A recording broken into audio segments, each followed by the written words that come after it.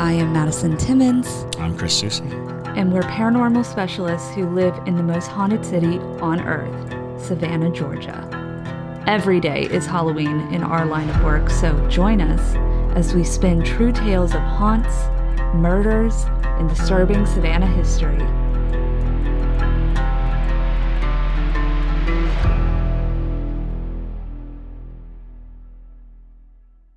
I'm Madison. I'm Chris. And welcome to the most haunted city on earth. Hello, and welcome back to another episode of The Most Haunted City on Earth. My name is Madison Timmons. I'm Chris Susie. And today we have a very special guest. We have Michael Molina with us, who is JT and I's best friend and super talented SFX makeup artist. So we'll let him introduce himself in just a second. But I do want to do a few announcements real quick. First off, merch. If you haven't bought merch, you should definitely consider doing that. You can find it on Haunted City Podcast. We've got t-shirts, we've got fanny packs, we've got beanies, we've got all the good things. And if you are a para-junkie over on Patreon, you have a secret shop coming your way this week. So another reason to become a para-junkie besides, getting to listen to exclusive content and all that fun things. So if you're not a para-junkie and you want to become one, you should do so. And you can find us on Patreon under The Savannah Underground. Also, Para-Junkies, if you haven't seen it yet, we did do an exclusive episode for just the Para-Junkies, talking about my abilities to see ghosts and answering all the questions about that, demystifying seeing the spirits and things. So if that's something you're interested in, definitely go check that out. But with that, Michael, would you like to introduce yourself? Yes. Hi, my name is Michael Molina. I was born and raised in Venezuela, Maracaibo to be specific. I do have an accent, so if you can't understand me, that sucks. But as you mentioned, I'm a special effects makeup artist. If you want to see my work or my personal life in general, my username is @DeathlySwallows. That's like Harry Potter and the Deathly Hallows, but gay, because, I'm gay. I'm very happy to be here. Thank you so much for having me. Of course. Yeah, Chris and I have wanted to talk about various South American spirits and things like that for a while now, but obviously considering it is us, we're not the most qualified human beings to talk about that. So very happy to have you and talk about all the spooky stuff y'all got going on down there. So yes, there's a bunch. Yeah. So what's one that you want to start off with? I was thinking of starting off with La Sayona. Okay.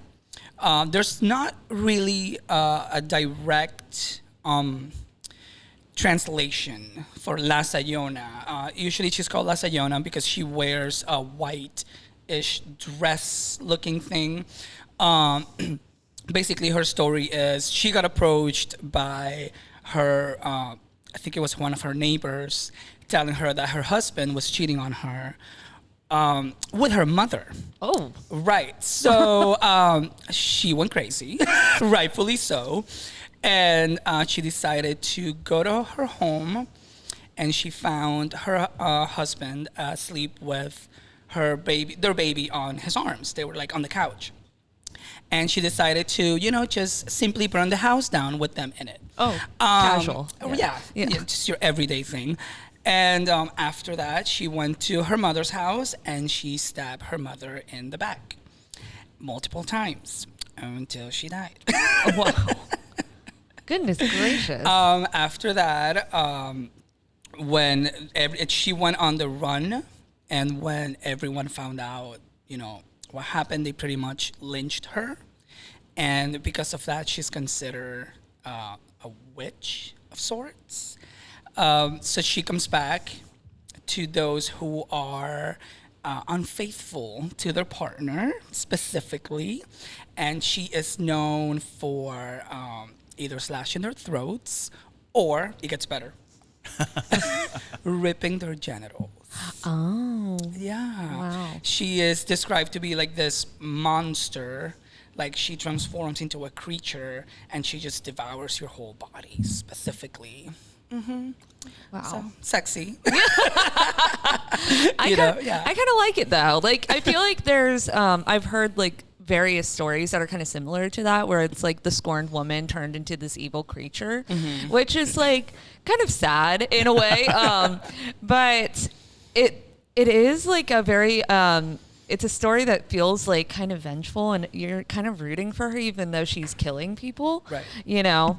But that's so interesting. And so is there a reason why she wears white, or is it just like... Honestly, I don't remember why they describe it like, that she's wearing white specifically. I don't know if that's the outfit she died in. That's what I am thinking happened.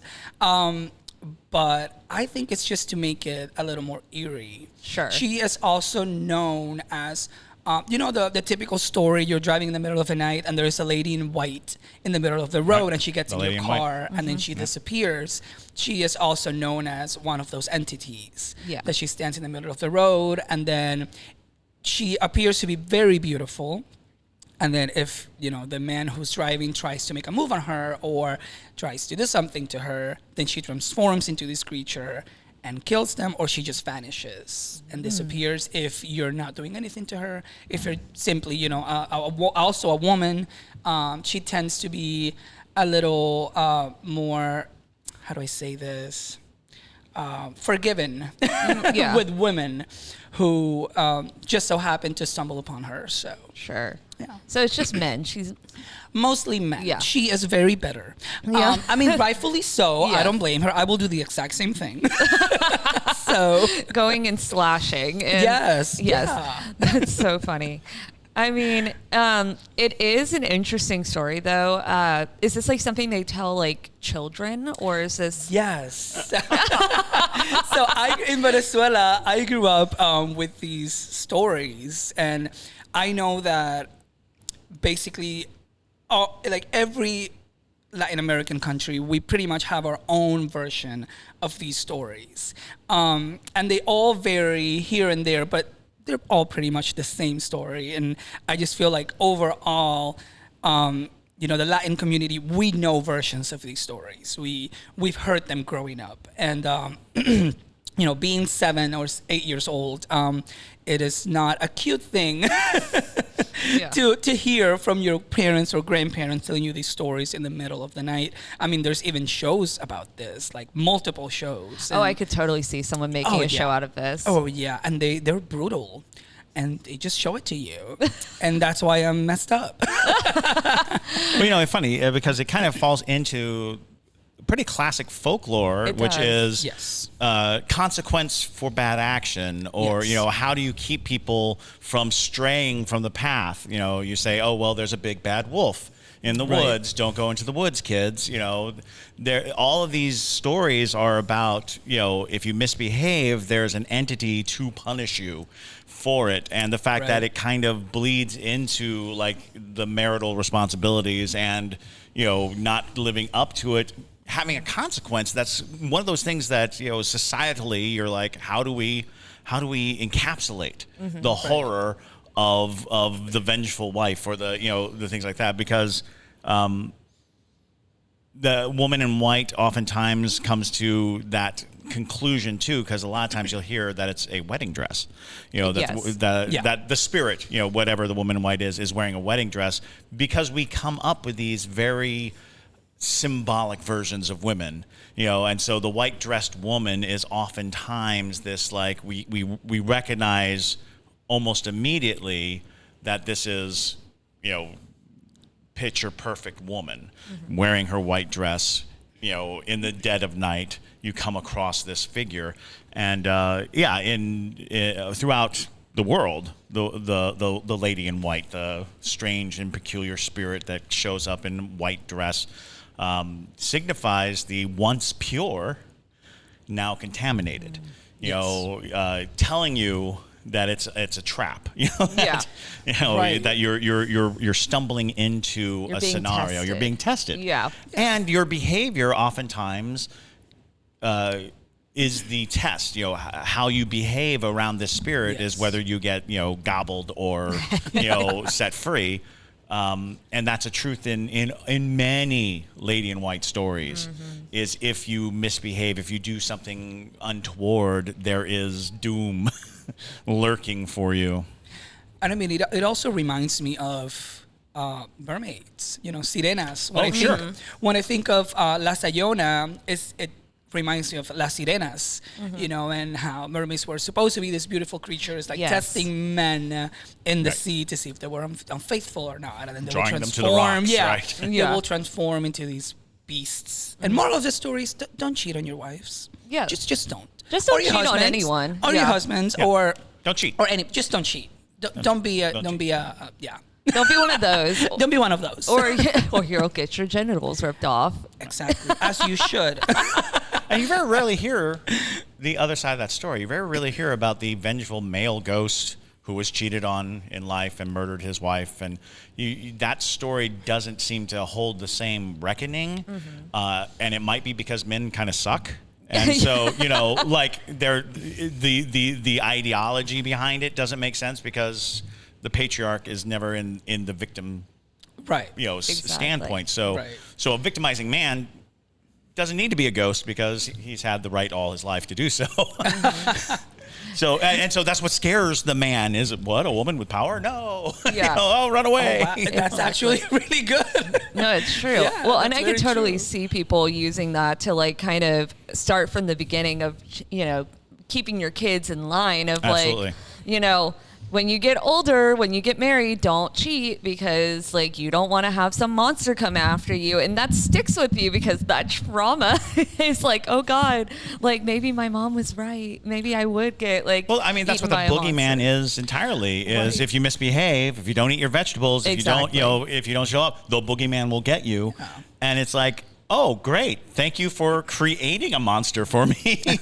And now I'll spend the rest of my life worried that I didn't eat enough vegetables. And when I go to sleep, the boogeyman's going to eat my feet. Exactly. Or Santa Claus. Or Santa Claus. And isn't Santa Claus just a variation on the boogeyman? A little bit, He can see everything you do. He is watching you. Don't do a single bad thing. Yeah. And... he may not show up and murder you, but he will keep your toys. Yes. Or he might. Well, he's got Krampus. Krampus. He does have a demon at the end of a rope. It's like, yeah.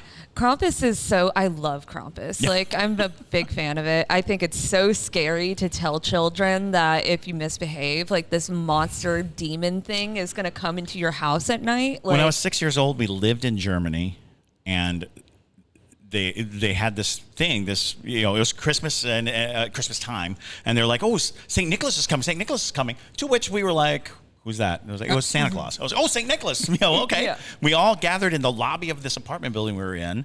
We're waiting, and it's like a couple of weeks before Christmas. And in comes a snarling beast monster, full getup, fur, horns, the whole thing, running into the lobby, and all the parents are pushing the kids towards it. They're laughing, but there's a demon in the lobby, and then Saint Nicholas shows up, and he's dressed like the Pope. He's got a big pointy hat and everything, and he's like holding the monster back, and our brains were melting. We were like, this is not Santa Claus. This is not the way it goes. And it was like, no, it's Krampus night. It's Krampus night. It's like, who are you people? Why are you doing this to us? Don't they have a whole Krampus festival? They do. Yeah. Absolutely. Which I would love to go, and I would love to see your take on a Krampus look. Oh, because I've actually considered that. You should do that. Yeah. It looks amazing. I've seen the videos of like the whole festival. The festival, yes. They do. Yeah. They go all out. They're not. This is not Halloween costumes. This is cinema grade. Yeah. And prosthetics and tongues that waggle and. They have massive, like animatronics. Yeah. Like, of Krampus eating children. Yeah. And I'm like, if I were 3 and I see that, I will be traumatized for life. Absolutely. Which explains a lot of that, German, Austrian, true. Trauma base. That's why they're all so tough. Yes, it's true. And all of their stories, growing up in that region, all the children's stories are like, and then the child died. You're like, what?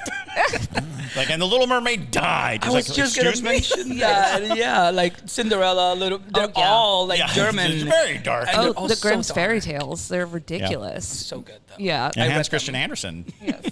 Oh yeah. Well, Little Just Mermaid. so sad. It's Little Mermaid. So sad. Well, the Steadfast Tin Soldier. Oh, that could have been a happy story, but no. No, but it is interesting. Going back to like what we were talking about. Yeah, she sounds like she could have been like a bit of a siren of sorts. She vaguely, very loosely, for you folklorists out there that I know, I always am weary of them because they'll roast me if I get these things wrong. Sure. But she's very loosely in that siren base of like the luring of men, like even though she doesn't sing and she doesn't like scream or anything, as far as I'm aware. Does she scream? No, not that I know of. If anything, I feel she does kind of lure you in, right? She uses temptation. Yeah, it's like a temptation. It's a sex appeal. It's a sex appeal. Yeah, because she's like, look at me, I'm hot. Yeah, yeah, you like that? Guess what? I'm a monster. And then she grows talons, and I'm like, that's amazing. Yeah, and imagine. Yeah, you're even like, oh, you're so much hotter now. I love you so much. Yes. Given the modern horror culture, that's exactly what would happen. Yes, honestly, and I think that's why people want to make films and TV about her, is because sex sells in film. So they're like, great, sexy monster lady, cool. So on a less sexy monster, do you want to talk about El Silbón? El Silbón. Yeah. El Silbón, yes. Yeah. So El Silbón was actually one of the stories that stuck with me the most. Because basically, so El Silbón, he killed his father out of a drunken rage. His father was drunk, and he got home, and he wasn't fully drunk, but he was there. They got into an argument regarding their mother, and he ended up stabbing his father, cutting his throat, and all of that. And then he put his father's bones into a bag, un saco, and he committed suicide after that. Now, he is known to warn you by doing un silbido, which is a whistle. So El Silbón is basically the whistler. And you are supposed to hear the whistle, and it kind of goes like do, re, mi, fa, sol, la, si, like the, The scales. The scales, yeah. Yes. And after that, you hear his chanclas, right? Like you just hear his rusty chanclas, which if you don't know what that is, those are like flip-flops. And then you start hearing the rattling of the bones inside the sack, right? He is known to wear like this massive hat. It's like a massive black hat. And he's pretty much dressed in campesino clothes, which is basically someone from a farm.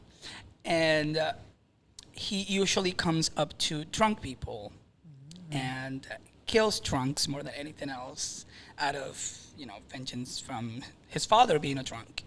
And again, it does lead into the unfaithfulness. So he usually goes for the unfaithful. Overall, it doesn't specify if men or women, which is weird because, for the La Sayona, it does specify that it has to be an unfaithful man, but El Silbón is just like, oh, if you're unfaithful, he might appear to you.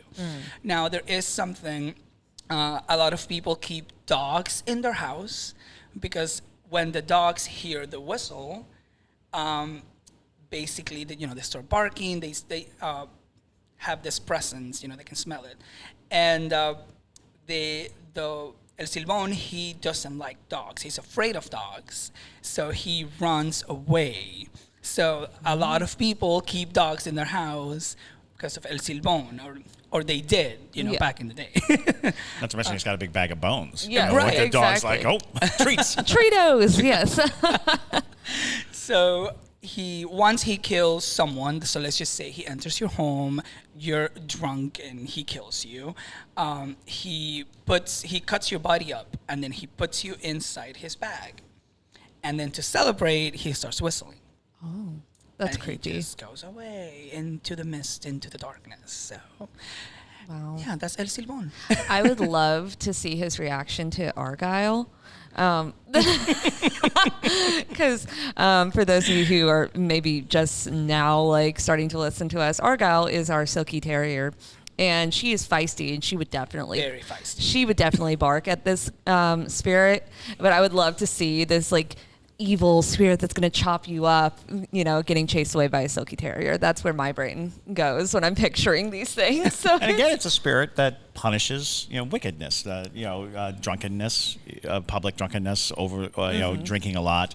It comes with a warning. It's like the Surgeon General's warning: you may be murdered by an vengeful spirit if you drink too much of this. Yes. And it falls into line too, because I think that throughout history, there have been these huge attempts to curb drinkers. There was in the medieval times, there were plenty of they'd have the medal that they would hang around your neck. It was this big, heavy chain and a weight that was like 75 pounds that if you were publicly drunk, you had to wear for until they take it off of you. And then everybody knows, oh, that guy's drunk. That guy was drunk at one point, because you sober up pretty quickly walking around a few days with 75 pounds around your throat.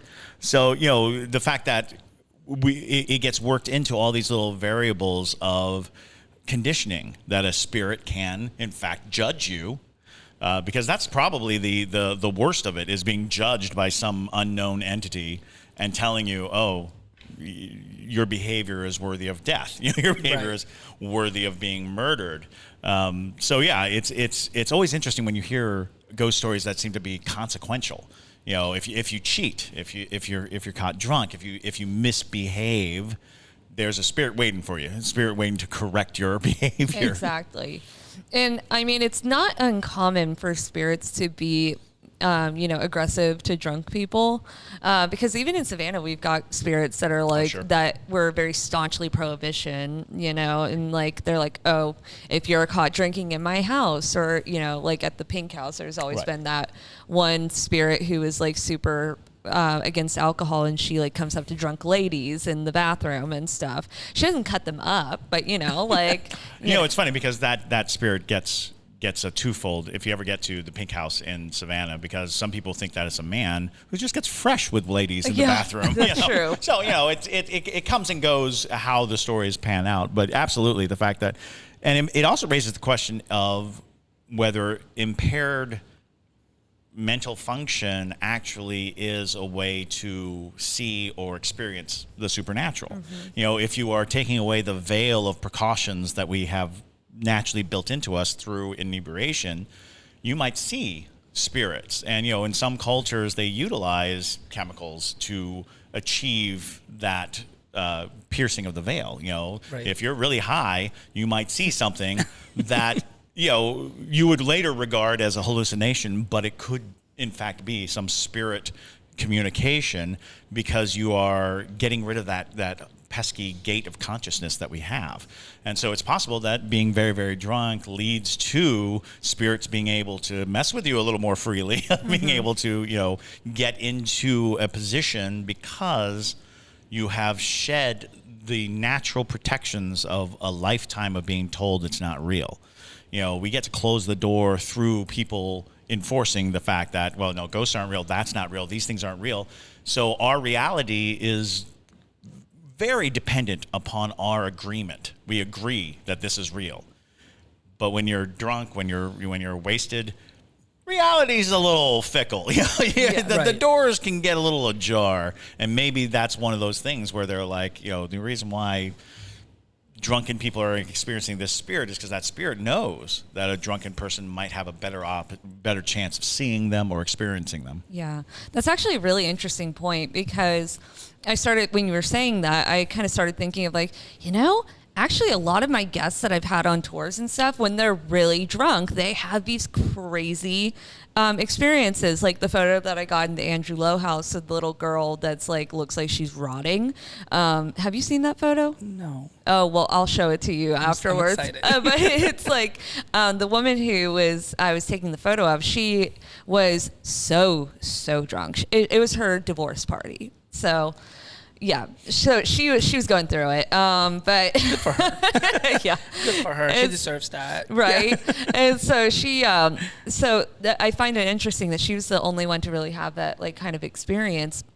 And then I had a guest a couple nights ago, and I showed you that photo of the spirit that she caught in the in Colonial Park Cemetery, where it's like this. It looks like a skeleton. I kid you not, but it's fully shadowy, and it looks like it's holding a musket, just standing in the cemetery. And she caught that in August while she was on her bachelorette party, very drunk. And so I was like, maybe there is something to this. I mean, it's an interesting concept at the very least, that our brains function at a certain level sober that allows for the denial and dismissal of anything paranormal. Right. And that the moment that we start to alter that brain state, we might also alter our perception and our ability to see. Yeah, absolutely. I mean, it is creepy nonetheless. And it's, you hear so many drunk people that are like, that get dismissed when they see something, weird. Because they're like, you're drunk. Every cartoon you ever saw, if a cartoon character got drunk, they had massive hallucinations. Giant elephants, heffalumps, and weasels. Weasels. If you were drunk, you would have these monstrous visions, and it's like, what was happening with the alcohol industry when these cartoons were made? That because now it's like you might get a little woozy and headachy, and the worst is you'll call exes and eat bad food. It's true. they were putting cocaine in Coca-Cola. Well, that's so true. It's that's like fair. That's fair. That is very true. That's fair. The good old days. The good old days. But it sounds like your culture in particular, it seems like they're trying to teach kids from a young age with all of these stories, like the basics of like what you should and should not do. Like, don't get so drunk that you're acting a fool, or you'll get cut up. Or you'll be put in a bag. You'll be put in a bag forever. Or don't cheat, or you'll be cut up. That seems. It's kind of scary that is your go-to deterrent. Yes. It's like, well, nothing's else going to get to you. You're going to get ripped apart. Yes. That's not good. Yeah. Maybe Meanwhile, I should was do like, this. "Ooh, makeup. How do I do that?" Yes. How do I recreate that with makeup? Can I see that happen real quick? Like, Let's go get really drunk. Yeah. Is this a bag of parts? Oh. That's why I never wanted a dog. Yeah. I'm just like, I wanted Silbon to come in so that that sense. I see it. Then have a few questions. Yes. And take some notes. Like, yes. Do you want a drink, sir? Yeah. No, that makes sense why you're such a guinea pig person now. So, yeah, because, Michael has a guinea pig named Emo. He's the fattest, cutest thing ever. And I could really not see Emo scaring off a creature like that. So, Maybe. So maybe that's why you're like no dogs, but Probably it's just there subconsciously. Yeah. Me no wanting animals that will scare away the scary. right. Yes. The demons come in. Just come. Have a seat. So was it like your parents who told you these stories? Yes. Okay. Yes, Yeah. I did. And I will tell my friends because I wanted to scare them because it's me. Yeah. So I will just tell them the story, and then they will actually share similar stories, or like El Silbón, but with a twist, where instead of him just coming for drunken people, he will actually come for children. So it's like, it varies, right? That's why I mentioned it depends where you're from. And even then, there is a bunch of different stories with the same characters, but they're all evil and they're all going to come cut you up. That's what it comes down to. I mean, that's pretty traditional in folklore because it's meant to be like storytelling, Yes. We've definitely felt that firsthand with the TikTok, because TikTok is always trying to come at us. Like we'll tell stories and stuff of things that we've heard, and people will be like, well, that's not how I heard it. It went this, and this. And it's like, but that's the tradition of storytelling. Right. Because it's something that's meant to be shared like by word of mouth and like, something you tell your kids at bedtime to make sure they don't get out of bed. And like, well, yeah, it's the stories of sirens and sirens and mermaids and things like that. When you live landlocked and you're not near the water, those creatures start taking on different forms because, as it's told, word of mouth, you're sitting on top of a mountain going, yeah, those ocean creatures are real scary. I don't know. They're like much more worried about the creatures in those woods over there. Right, well, and it's funny because the whistling plays a big part in a lot of ghostly tales. I followed a guy on YouTube for a while who apparently his whole life he would hear this whistling and it would just make him so nervous and so afraid, and he actually caught video of the whistling. and it was like this two-tone whistle. It was like whistle that went wee woo, and it was off in the distance. And he's on his camera going, "Oh my God, that's it! That's the sound! Listen, listen, listen!" And he's looking around trying to figure it out. And he's like on a lake, and there's no one around him. And I was like, "That's so cool!" But I've heard it many times. Like to hear a whistle, even in general folklore, like you're not supposed to whistle in a graveyard. You know, whistling around the dead is a clear indicator that you're going to get haunted, that you're going to get something's going to come after you. So the idea that the whistle can be something that's really innocuous but can be terrifying if you're lying asleep and you hear this whistle just come out of the darkness. Yeah, no, that's horrifying. Yeah, it's horrifying. Well, it's a horrifying notion. That's why, like in horror movies, they love doing that. Like Hostel, like where they have the whistling. I'm like, that's so terrifying, and all he is whistling. Well, it's because it's a juxtaposition to the dread. Yes. Because dread, and then this. I would whistle, but I can't. So. I can't whistle either. Maybe that's a good thing. Yeah. It's maybe we are meant to not be haunted because we can't whistle. We protect ourselves by not knowing how to whistle. I always blamed it on Asian lips. Stop it.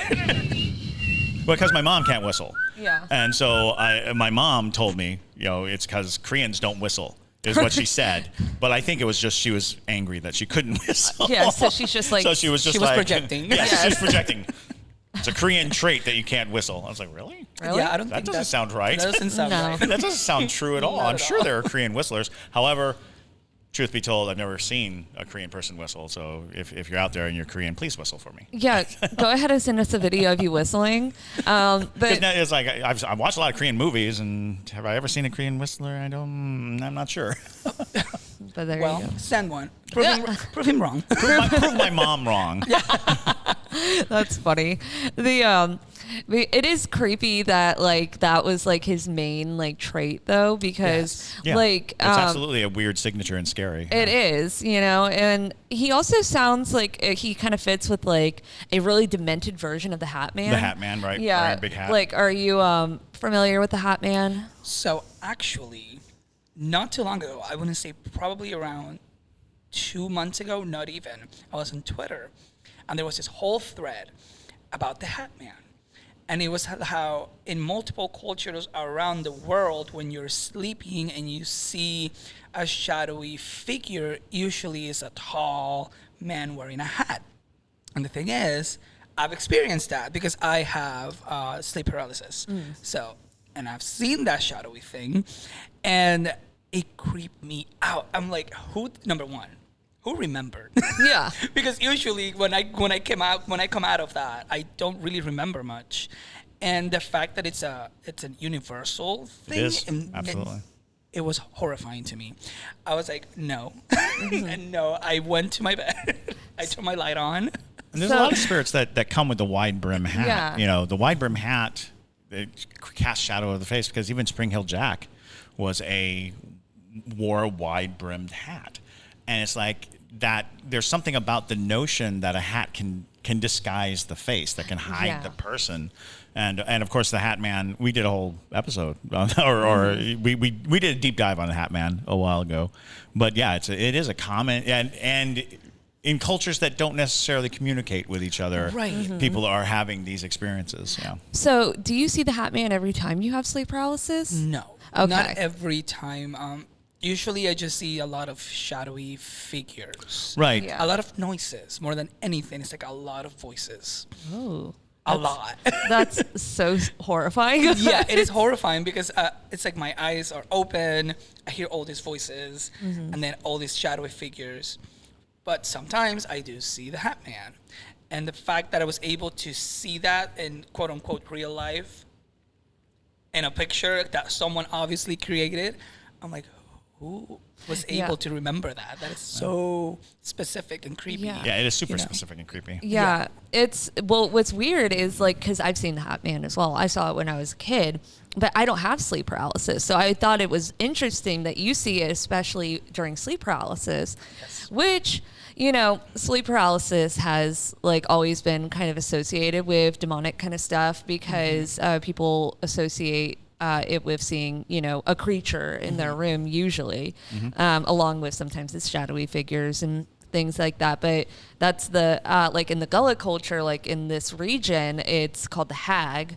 But she's like supposed to be a person that you know, like somebody from your community that like is a shapeshifter, essentially. Okay. So maybe you like have some Gullah blood in you or something, or like you never know. Well, and again, we're dealing with altered perception. Right. Conceptually, when you are in sleep paralysis, you are actually still in a dream state, but you're awake. And the concept of deep meditation giving you access to the spiritual plane, you are basically in a place where what you see is our world and the world that is accessible through dreams. Dreams supposedly are a door to witnessing paranormal or to experiencing paranormal. And if you're awake while that's happening, you're basically getting a dosage of what is around us all the time that we just can't see. You know, it's like the many layers of light that we cannot perceive with our eyes. When you're in sleep paralysis, you're actually still in a dream state but awake, which is kind of a nightmare state to be in. Terrifying. Yeah, it's a nightmare. Can I ask you? Yes. Do you still experience it? Sleep paralysis? Oh, I've never had sleep paralysis. So Okay. it's so when I saw the Hat Man, it was just simply I saw him standing in my doorway. So now like I definitely was frozen in fear, but I was able to like move my limbs and stuff. Interesting. Yeah, it's what I've noticed though is that a lot of people who are Hispanic and African American tend to have sleep paralysis, which I find super interesting. Right. I haven't met a lot of white people or Asian people who have had it. Have you? I have. Okay. But it's that's an intriguing thing because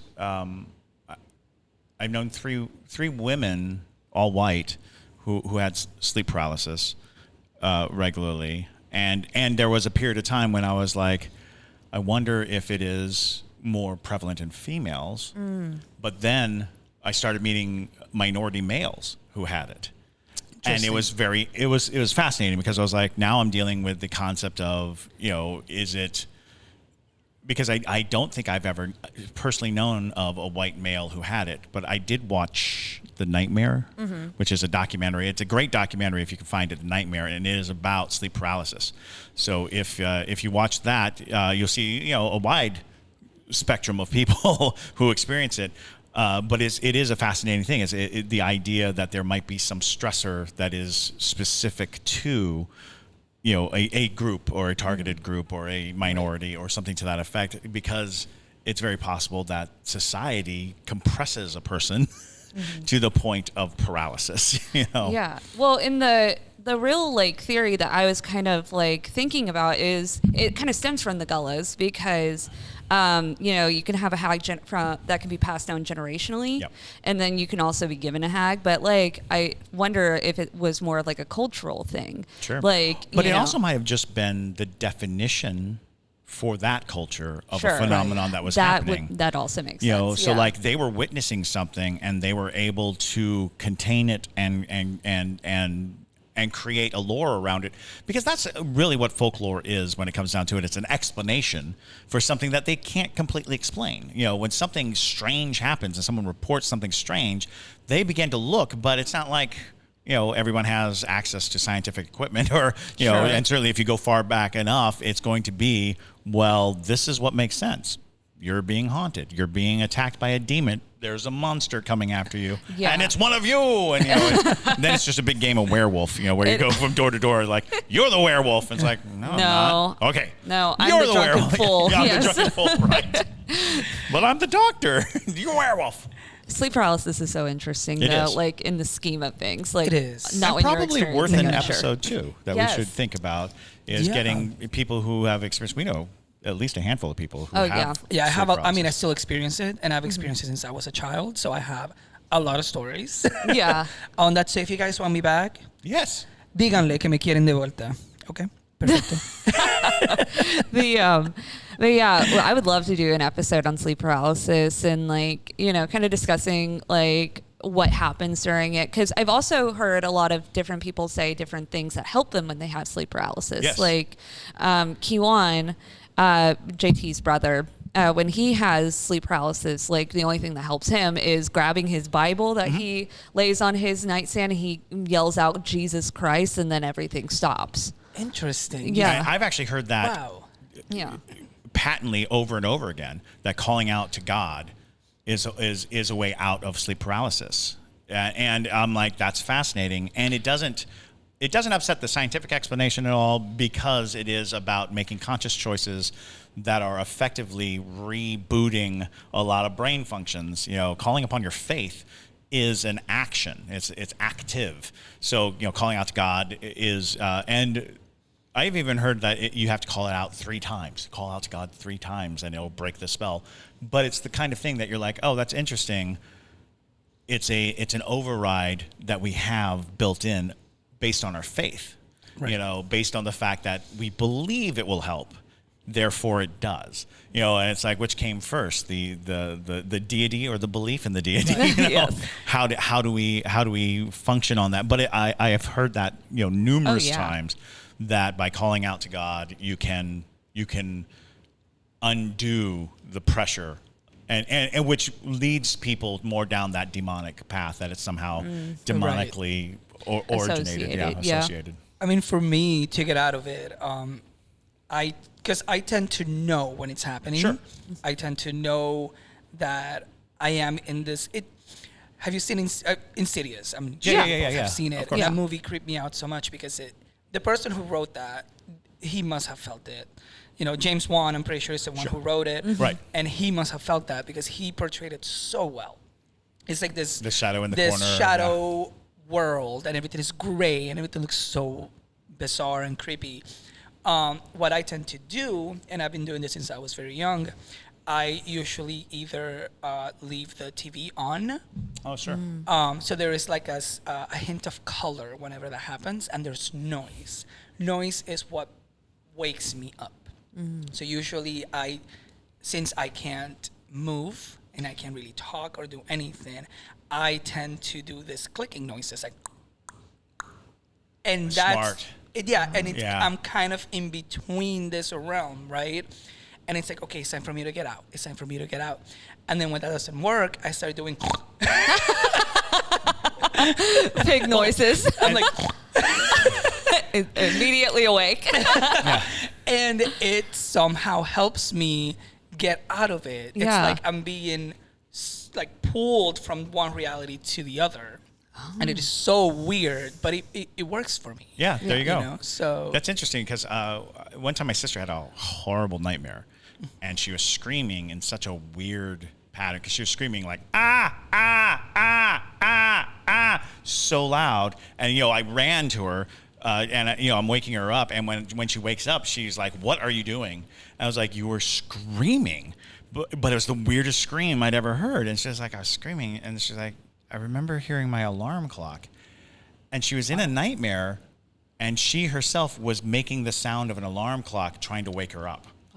But she didn't know that's what she was doing. She didn't realize that the sound she was hearing in her dream was her screaming, trying to get her to wake up. And I was like, that's next level. But that's also when you call out to Jesus Christ, when you call out to God, you're actually creating that auditory connection to the real world, place. It's interesting. Yeah, that works really well. Yes. Yeah. So if you have sleep paralysis, make pig grunts. Grunts. Yes. Yeah. Do it. Nabisco's pig grunts. or you can do a platypus noise. Like Perry. You can go. Platypus. There it is. And you will wake up. I promise. Or you'll just be so comfy. Yeah, it's so comfy with all the shadow people and the loud noise. And the Hat Man. Yeah, Hat Man's Harry the Hat Man. Perfect. Yeah. Well, one story that all of our viewers have been asking to hear is La Llorona. So we've been saving this for last so that you guys kind of get the grand finale of stories from Michael. Would you like to go ahead and tell that story? Yes, of course. La Llorona. I'm sure everyone has heard of La Llorona.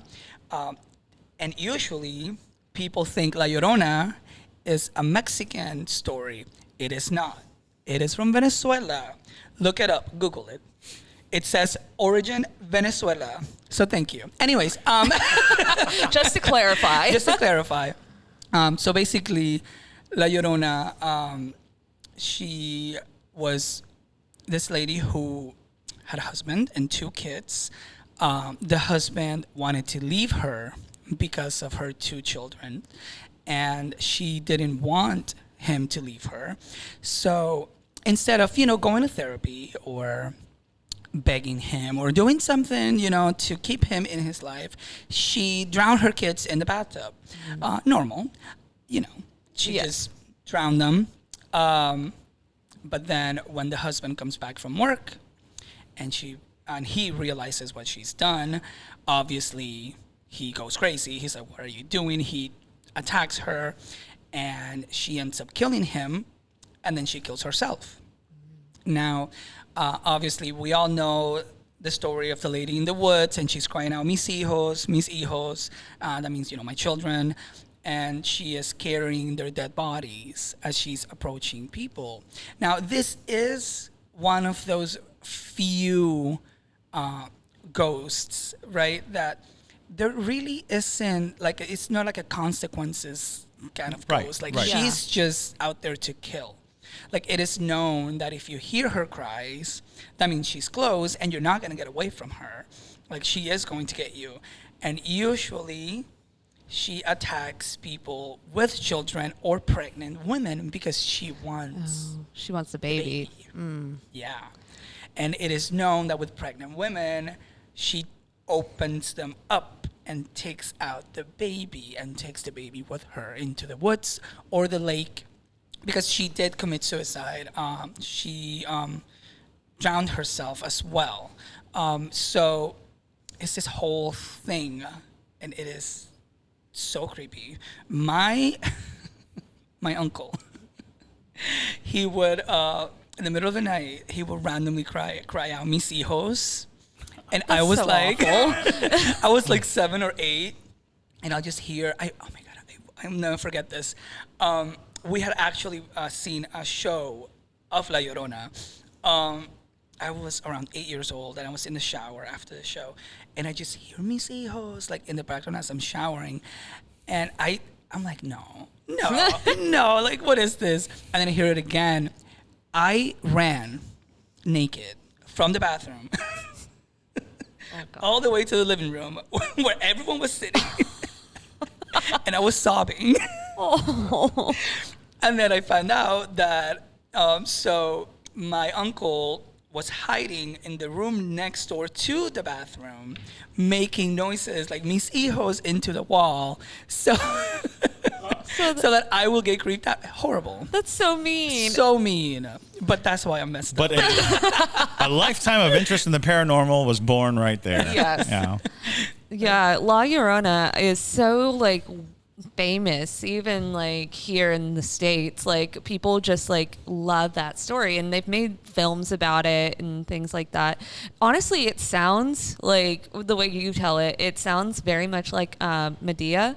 Very much. But an extra, even sadder ending, which I didn't think was possible. But that concept of a mother killing her babies and things like that, which does happen with some women. Even before we ever diagnosed postpartum depression, it absolutely existed. And the concept of being overwhelmed by both the absence of life in your body and the stress of screaming life in front of you, and you pile on the fact that your hormones are already out of control. It's fascinating because I think that's where these stories came, all the way back to Medea, came from this concept of what kind of woman could kill her own babies. Yeah, she has to be a monster. She has to be a monster. And we've been seeing in the last 20 years, it was Susan Smith who drowned her 2 children. Wonder when she dies if she's going to be wandering in the countryside. Right. Or there was actually a case here in Savannah of a woman who recently just killed her child and put him in the Savannah landfill. So JT's telling me not to talk about that. So, okay, we'll cut that out. But anyways. Got it. But yeah. There are enough stories. Exactly. There are plenty of stories, though, of that happening, but what I find interesting is that she's actively seeking more children. Yes. Go ahead. Which is like almost like she wants children back, but it's like that's so bizarre. And now that I think about it, though, if we want to link it to the whole, oh, don't do this or a ghost might come get you, it's like she targeted pregnant women as well. And a lot of pregnant women will think La Llorona was coming for them. So that could be a don't get pregnant warning kind of thing. Or La Llorona, or she will come for you. Or you will get cut open. Right. And the baby will get stolen. Although, and too, she's the weeping woman. So, usually identified as a woman in a white dress. Usually, the long black hair is a big part of it. But comes the weeping, which puts her in a banshee category because the truth is, if you hear her crying, you're going to die. Right. Which is the same with the banshee. When you hear the banshees cry, you're going to die. That kind of notion of us recognizing that a female wailing spirit is just bad news. There's no getting away from it. You've been targeted because the act of hearing is perceiving. Is that means you're linked. Right. That means something's causing the action. You're reacting. You're in a relationship now. Right. You're in a relationship with this weeping ghost because you hear it, and that is there's a Japanese weeping ghost who you'll hear, and she haunts you for a long time. She slowly gets closer, but you hear it like very faintly, and then closer and closer and closer until it's right upon you. And it's like, that's so weird because the sound of a person crying being the haunting element, it's the human condition. I think about it a lot. Is there are sounds, because speech is not natural. We talk with words that we form, out of a bunch of functionals, but there are human sounds. Like if you ever see a person get really badly hurt, they create this sound that is hard to replicate. But it hits you. Yeah, you get hit by it. You're like, that's the human animal, And when someone cries to the point at which they can't control, that has to be the human animal too. That's the natural sound of sadness, of remorse, and it hits you when you hear someone really just from the gut crying. And you sense it, which I guess is the reaction to a baby cry. Which is the reaction because we are built on top of a very animal base. Pretty much. So when you hear that sound, that crying sound, it's like, oh, you are linked. You're linked emotionally to this spirit. Yeah, there's so many like documentaries where they talk about like moms who lose their children and stuff, and every time that happens, I've always seen them put in a clip saying like those cry that those women let out is something you'll never unhear, right? Because it's like only a cry that can happen if you're like burying your child or you lose your child. And so it would make sense that like it's not replicable, or that sounds like a word. You're not able to replicate it because of the fact that you're not in that position. So but I could see why it would be frightening to hear it, sure. Right. Late night wailing. Late night wailing from somebody that you can't pinpoint, and then she comes at you. And then but can we talk about how nice of them to give us a warning? To give you the heads up, right? Like, hey, we're coming for you. Yes.